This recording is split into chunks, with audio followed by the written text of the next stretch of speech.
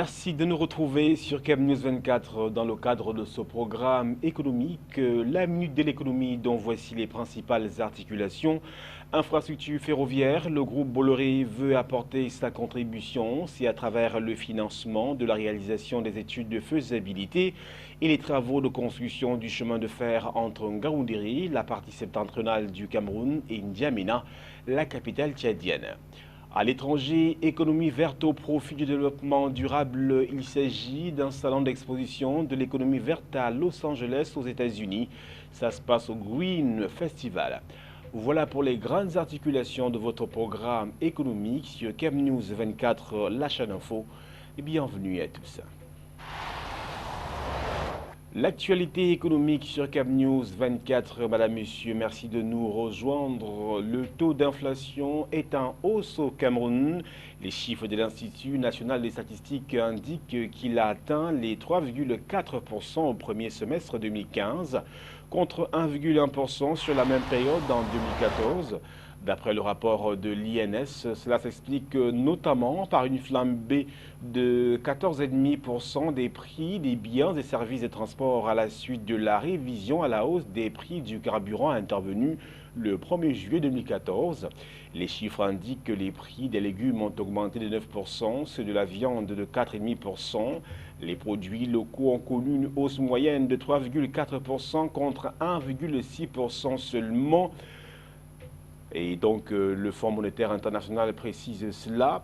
Et pourtant, cette institution avait bien évidemment tiré la sonnette d'alarme au cours de sa dernière évaluation au Cameroun en annonçant que le taux d'inflation du pays en 2015 sera en dessous de la norme communautaire de 3% pour un taux de croissance du produit intérieur brut qui partira à la hausse à 6%. Nous vous le disions en titre infrastructure ferroviaire, le groupe Bolloré veut financer la construction des chemins de fer. En fait, il a décidé de financer la réalisation des études de faisabilité et les travaux de construction du chemin de fer entre Ngaoundéré, dans la partie septentrionale du Cameroun, et N'Djamena, la capitale tchadienne. Choisi comme partenaire technique par les deux États dans le cadre de ce projet, le rôle du groupe Bolloré ne consistait jusqu'ici qu'à appuyer la réalisation des études, apporter un appui à la préparation des dossiers de présentation du projet aux bailleurs de fonds, préparer les rencontres avec les bailleurs de fonds, apporter une contribution aux réflexions et au montage institutionnel et financier. Désormais, le logisticien français veut prendre une part plus active dans ce projet d'intégration sous-régionale par le chemin de fer. En plus de l'extension du chemin de fer camerounais au Tchad qui nécessite des financements compris entre 1160 et 1400 milliards de francs CFA, selon le tracé et les premières estimations, le leader de la logistique intégrée en Afrique subsaharienne lorgne également sur la ligne ferroviaire Edey-Akribi-Loulablé. Pour rappel, au début de ce mois d'octobre 2015, le gouvernement camerounais a confié les études de faisabilité du projet de construction de la ligne ferroviaire Edey-Akribi-Loulablé non compris au groupement de bureaux d'études techniques constitué par la société espagnole Ardanui, le pakistanais Oumar Mounchi Associates, la société britannique CGV Engineering et le cabinet camerounais Bonus Consulting. La ligne de chemin de fer Edey-Akribi-Loulablé va permettre d'optimiser l'exploitation du port en eau profonde de Kribi, dont la mise en service devrait intervenir dans les prochains mois. Dans la seconde phase de sa construction, le port de Kribi va abriter entre autres infrastructures nouvelles, un terminal hydrocarbures et un terminal minéralier en prélude à l'exploitation de l'usine de liquéfaction de gaz projetée à Kribi et l'exploitation du minerai de fer de l'État qui se trouve à l'est du Cameroun. Parlons de toute autre chose à présent. Parlons du financement de l'économie camerounaise avec un salon pour la cause. C'est du 18 au 20 novembre prochain au Palais des Sports de Yaoundé à l'initiative de la Direction générale du Trésor. Il s'agit d'un événement majeur pour l'adhésion des institutions financières nationales au processus du financement de l'économie camerounaise. En clair, c'est le salon des assurances, banques et microfinances avec pour thème le rôle des assurances, banques et établissements de microfinance pour l'émergence de l'économie nationale. D'après le directeur général du Trésor, le Sabamif peut se définir comme une foire au cours de laquelle les institutions financières nationales viennent faire découvrir au grand public les différents services qu'elles proposent à l'économie dans la perspective de l'émergence à l'horizon 2035. Concrètement, le Sabamif sera le lieu de rencontre entre les offres et les demandes de financement en même temps qu'il organise les échanges d'idées en vue de permettre au Cameroun d'atteindre l'émergence dans les délais fixés.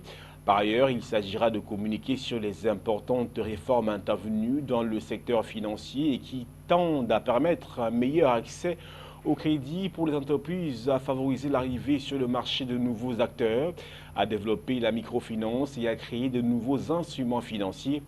Le Sabamif mise sur une mobilisation de 250 participants aux conférences débats en plus de leur stand d'exposition. L'on y espère environ 3500 visiteurs par jour.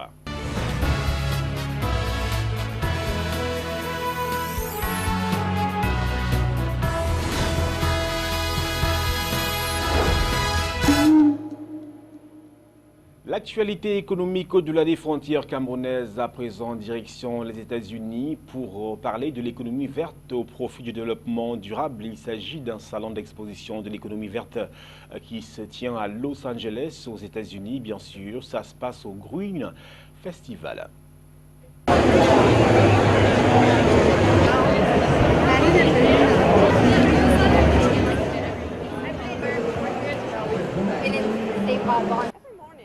Chaque matin, on peut prendre une décision. En gros, ce qu'on va mettre dans son assiette ou dans son sac de courses. Ici, au Green Festival, c'est une opportunité idéale de voir qu'il y a énormément de produits qui permettent de jouer vert, de manger vert et de vivre vert.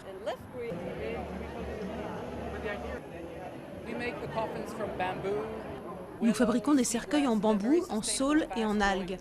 Ce sont des produits durables qui repoussent vite. L'industrie traditionnelle utilise plutôt du fer, du bronze, du cuivre, des métaux précieux et du bois dur. Mais si on coupe tous les arbres, il n'y en aura plus. Alors que le saule ou le bambou participent au développement durable parce qu'ils poussent très vite.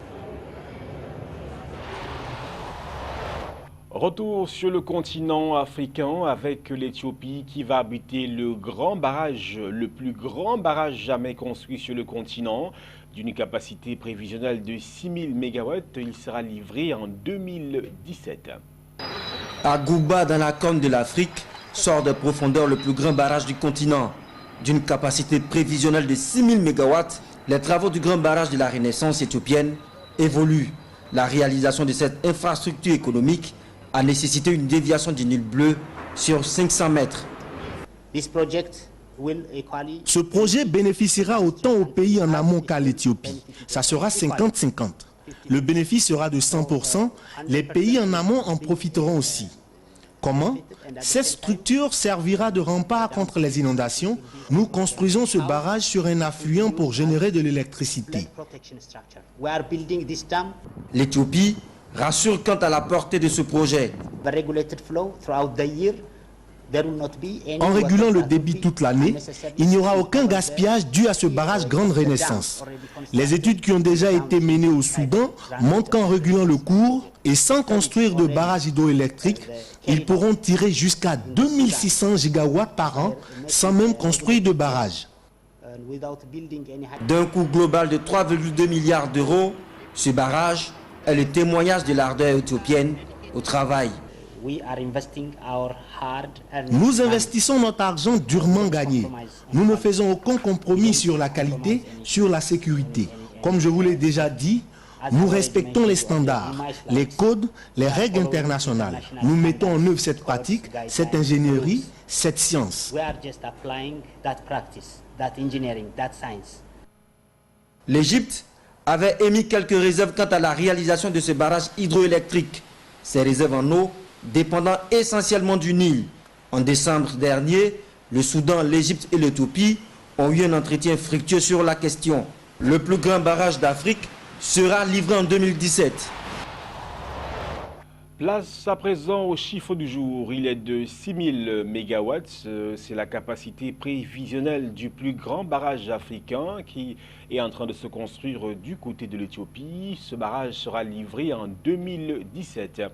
Avant de clore ce programme économique, le rappel de ses principales articulations. Infrastructure ferroviaire, le groupe Bolloré veut apporter sa contribution au Cameroun, c'est à travers le financement de la réalisation des études de faisabilité et les travaux de construction du chemin de fer entre Ngaoundéré, dans la partie septentrionale du Cameroun, et N'Djamena, la capitale tchadienne.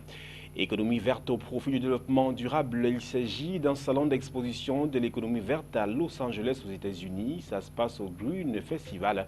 Tout cela, nous avons vu dans ce programme économique. Merci à toutes les équipes techniques réunies autour de Yves-Anselme Tadioufo, Gustave Canada, Romuald Lachon. Merci à vous qui nous regardez, qui de chez vous, qui de votre voiture, quel que soit le lieu, votre disponibilité, votre confiance nous honore.